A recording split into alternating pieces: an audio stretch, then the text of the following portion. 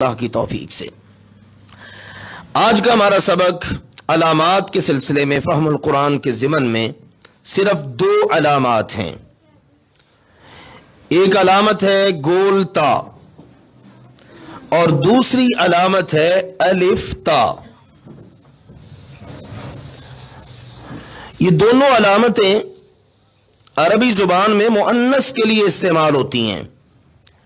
یہ دیکھیے گول تا اور ایک یہ والی علامت ہے الف، اور یہ کھلے منہ والی تا با کی شکل کی۔ یہ دو علامتیں، یہ علامت اور یہ علامت استعمال ہوتی ہے واحد مؤنث کے لیے، ایک مؤنث، یعنی ایک مؤنث، اس کے لیے آپ نے یہ والی علامت استعمال کرنی ہے۔ کہیں بھی آپ پڑھیں تو آپ یہ جان لیجئے یہاں پر میں نے جو ترجمہ کرنا ہے نا، یہ ایک مؤنث کا کرنا ہے، اور یہ اسموں کے آخر میں آتی ہے، فعلوں کے آخر میں نہیں آئے گی۔ حرف کی ہم نے بتایا کوئی علامت نہیں ہے، اسموں کی علامات ہیں۔ اسم پہچاننے کے لیے کیسے پہچانتے ہیں آپ؟ شروع میں الف لام آ جائے، آخر میں تنوین آ جائے، ایک گول تا آخر میں آنا، یہ بھی علامت ہے۔ تو جب بھی کسی کلمہ کے آخر میں گول تا ہو تو آپ نے فوراً دو فیصلے کر لینے ہیں۔ ایک تو یہ اسم ہے، میں نے اسم کا معنی کرنا ہے، اور دوسرا کیا ہے؟ مؤنث ہے۔ اب مثال کے طور پر دیکھیے، نبی اکرم صلی اللہ علیہ وآلہ وسلم کی زوجہ محترمہ، ہم سب کی ماں، نام ہے ان کا عائشہ، عائشہ تو۔ اب یہ گول تھا، اس کو لکھنے کے مختلف طریقے ہیں، کبھی ایسے بھی لکھا جاتا ہے، تو اس سے پریشان نہیں ہونا، یہ سٹائل ہے، مختلف فونٹ ہے آپ کہہ لیجئے، لیکن آخر میں ہوتی گول تا، اس کو گول تا ہی بولا جاتا ہے۔ تو جس وقت اس پہ ہم رکتے ہیں نا تو یہ ہاں بن جاتی ہے، جیسے قرآن پاک میں القارعۃ، اور اگر میں رکوں تو کیا پڑھوں گا؟ القارعہ، اب وہ ہاں بن گئی ہے، ٹھیک ہے۔ تو یہ اس کو پڑھنے کا طریقہ ہے، تو انشاءاللہ وہ تجوید کے سبق میں آگے آئے گا بھی۔ تو دیکھیے گول تا ہے، اس نے ہمیں بتایا کہ یہ کلمہ کیا ہے؟ ایک مؤنث، اور یہ ہے اسم، فاطمۃ، خدیجۃ، مکۃ، مدینۃ، ٹھیک ہے نا۔ تو جتنے کلمات ہیں یہ ایسے ہیں، البتہ ایک استثنائی شکل ہے، بعض اوقات مذکر اسموں کے آخر میں بھی آ جاتی ہے گولتا، وہ اندازہ ہو جاتا ہے، جیسے اسامۃ۔ اب اسامہ کس کا نام ہوتا ہے؟ مرد کا رکھا جاتا ہے، لڑکیوں کا نام اسامہ نہیں رکھا جاتا، اور یہ معروف تھا عربوں کے ہاں، اسامہ بن زید، ٹھیک ہے نا، نبی اکرم صلی اللہ علیہ وسلم کے صحابی تھے۔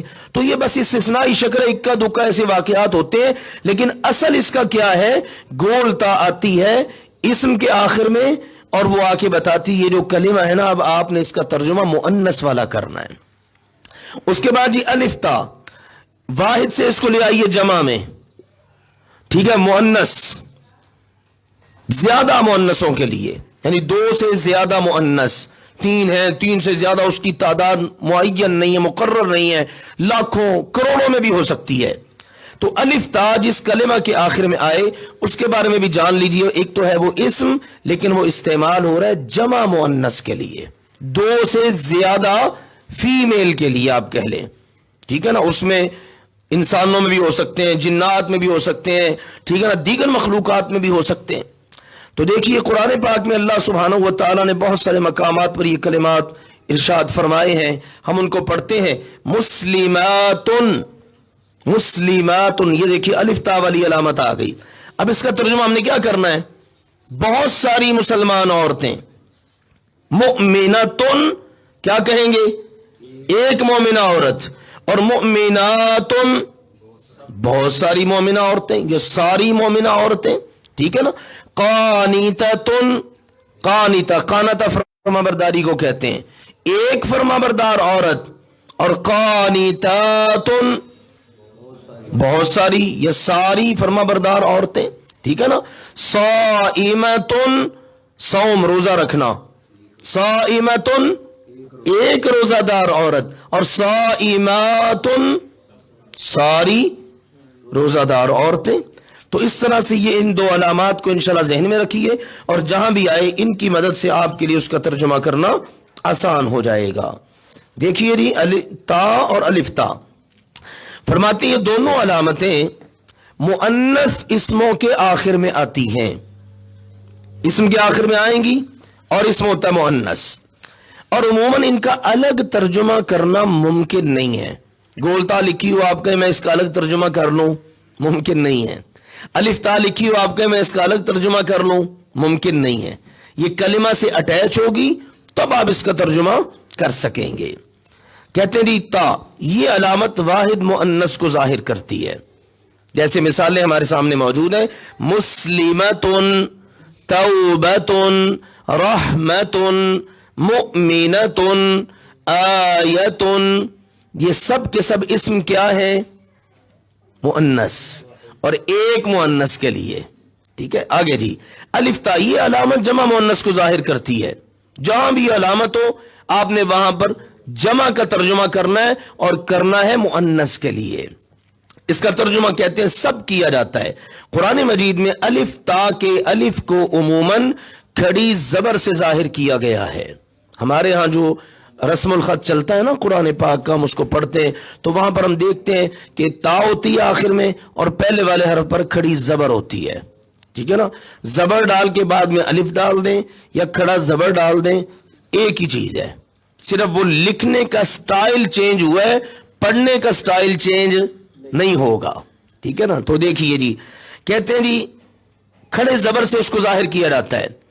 مثالیں ہیں مسلمات، میم زبر الف، ما، اور میم کھڑا زبر ما، ٹھیک ہے نا، جس انداز میں بھی لکھا ہو۔ آگے اس کی بھی دو مثالیں ہم نے لکھی ہیں، مؤمنات، قانتات، اب یہاں پر آگئی تا کے اوپر، پہلی تا کے اوپر کیا ہے؟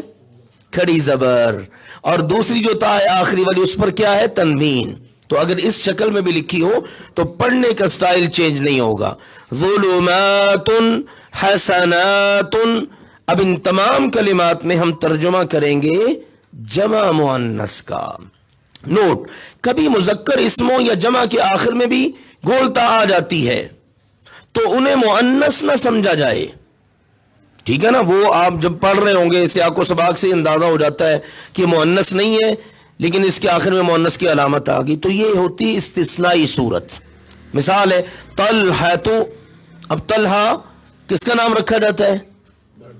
بچے کا، بچی کا ہم نہیں رکھتے، ٹھیک ہے نا، تو یہ استثنائی شکل میں آ گیا۔ اسامۃ، ٹھیک ہے نا، یہ بھی اسی طرح سے۔ اسی طرح الہ کی جمع کیا ہے؟ آلہۃ، لو کان فیہما آلہۃ الا اللہ، اگر آسمان اور زمین میں اللہ کے علاوہ اور بھی بہت سارے الہ ہوتے۔ اب آلہۃ کے آخر میں کیا ہے؟ گولتا، لیکن وہ جمع کے لیے استعمال ہو رہا ہے، ٹھیک ہے نا، اور مذکر کے لیے۔ تو یہ اکا دکا میں نے کہا یہ مثالیں ہوتی ہیں تو اس کو استثنائی شکل میں لے آتے ہیں، لیکن اصل وہی ہے جو ابھی ہم نے پڑھ لیا ہے، گولتا واحد مؤنث اسم کے آخر میں آتی ہے، اور الف تا جمع مؤنث اسم کے آخر میں آتی ہے۔ ان کی موجودگی میں ترجمہ یہ والا کیا جاتا ہے جو ابھی ہم نے جان لیا۔ اگر کبھی ہم گول تا کو کسی مذکر اسم کے آخر میں دیکھیں تو جان لیں کہ یہ استثنائی صورتوں میں سے ایک صورت ہے۔